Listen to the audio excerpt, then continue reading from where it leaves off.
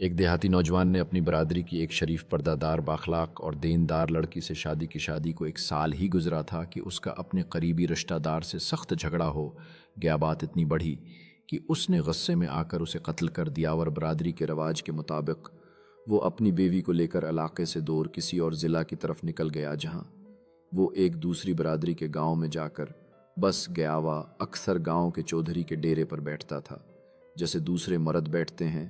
بات چیت مشورے گپ شپ سب چلتا۔ ایک دن چودھری کا گزر اس کے گھر کے سامنے سے ہوا اور اس نے اس کی بیوی کو دیکھا۔ نہایت باحیا، خوبصورت اور باوقار عورت چودھری کے دل میں فتنہ جاگ اٹھا، دل و دماغ پر ایسا چھا گئی کہ ایک شیطانی خیال آ گیا کہ کسی طرح خاوند کو گھر سے دور بھجوا دو۔ ہاور موقع پا کر عورت کو تنہا کر کے اپنا مطلب نکالو۔ چودھری ڈیرے پر آیا، سب بیٹھے تھے، ان میں وہ نوجوان بھی تھا۔ چودھری نے کہا، مجھے پتہ چلا ہے کہ فلاں علاقے میں بہت اچھی چراگاہ ہے، میں چاہتا ہوں کہ 4 آدمی بھیجوں جو جا کر دیکھ آئے۔ ناس نے 4 افراد منتخب کیا اور ان میں وہ نوجوان بھی شامل تھا۔ چاروں روانہ ہو گئے۔ جگہ دور تھی، 3 دن کا راستہ تھا۔ رات کو چودھری نے موقع دیکھا اور چپکے سے اس کے گھر کی طرف چل پڑا۔ گھر میں بیوی اکیلی تھی اور سو رہی تھی۔ چودھری اندھیرے میں دیوار سے ٹکرا گیا، زور کی آواز